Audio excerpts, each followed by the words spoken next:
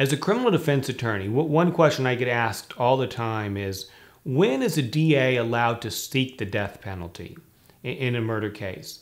And the fact is that prosecutors are not allowed to seek the death penalty or capital punishment on a whim in just any murder case. It has to be in a situation where there are what the law calls special circumstances. In order to make a capital case, the prosecutor has to allege that there are special circumstances and prove to the jury not only that the defendant is guilty of murder, but that the special circumstances are true.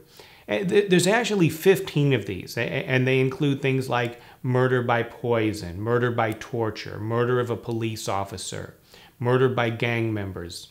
If the jury finds the defendant guilty of murder and also finds that the special circumstances are true, then the case moves on to what we call the penalty phase.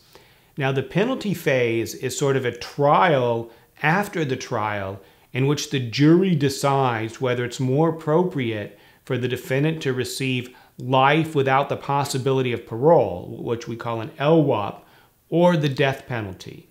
And at that point, those are the only two possibilities. So typically what we find in that situation is that the prosecutor will be arguing for the death penalty while the defense lawyers will be arguing for the lesser penalty of life without parole.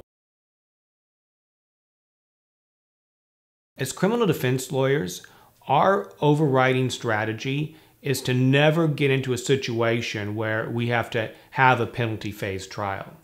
If we get to a penalty phase, then really we've already lost, and the client is facing this Hobson's choice. I mean, of course, the worst thing in the world is to have a client who gets a death penalty and is executed. But the reality is having to spend the rest of your life in prison with no possibility of parole, for many people, is almost as bad or even worse. So we never want to get into this situation to begin with. And the way to avoid that is to win the murder trial. If we can convince the jury that our client is not guilty of the underlying murder, then the special circumstances and the penalty phase and the possibility of execution all go away.